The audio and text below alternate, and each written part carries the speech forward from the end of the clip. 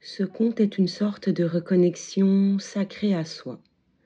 Il s'adresse à l'âme fatiguée, qui cherche une étincelle, sans savoir qu'elle la porte en elle depuis toujours. Elle avait cherché longtemps,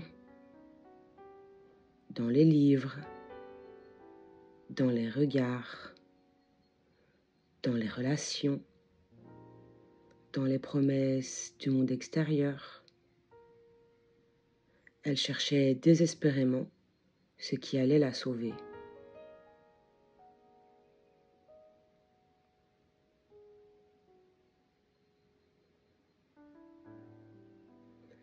Elle pensait que la lumière viendrait de quelqu'un, d'un amour peut-être, d'une révélation, d'une reconnaissance enfin offerte. Mais elle avait beau chercher, rien ne comblait le vide. Et plus elle cherchait, plus elle s'éloignait de quelque chose qu'elle ne savait même pas avoir perdu.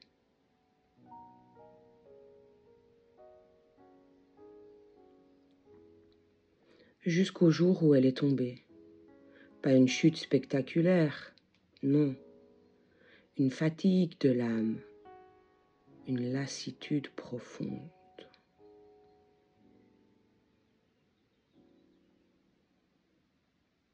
Elle s'est retrouvée à genoux, à pleurer sans mots, sans oser prier, juste un silence nu.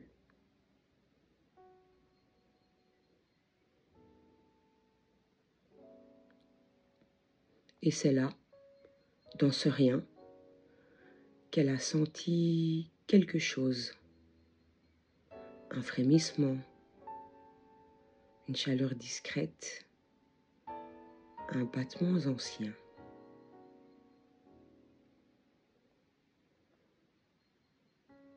Comme une petite flamme, quelque part, au fond d'elle-même, jamais éteinte, juste oubliée.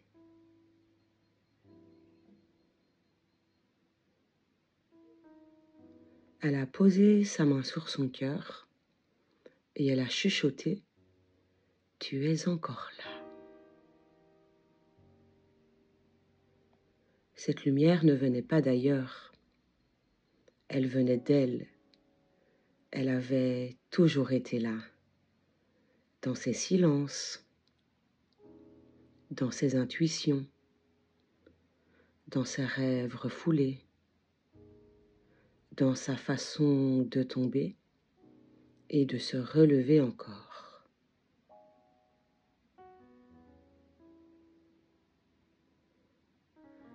Elle n'était pas une femme à sauver, elle était une âme à révéler.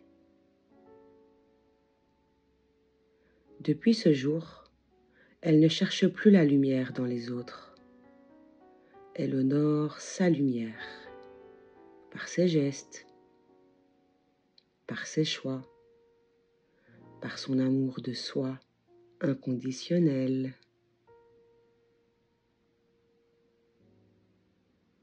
Et si tu la croises un jour, tu sentiras quelque chose, un éclat doux, une présence tranquille, presque divine.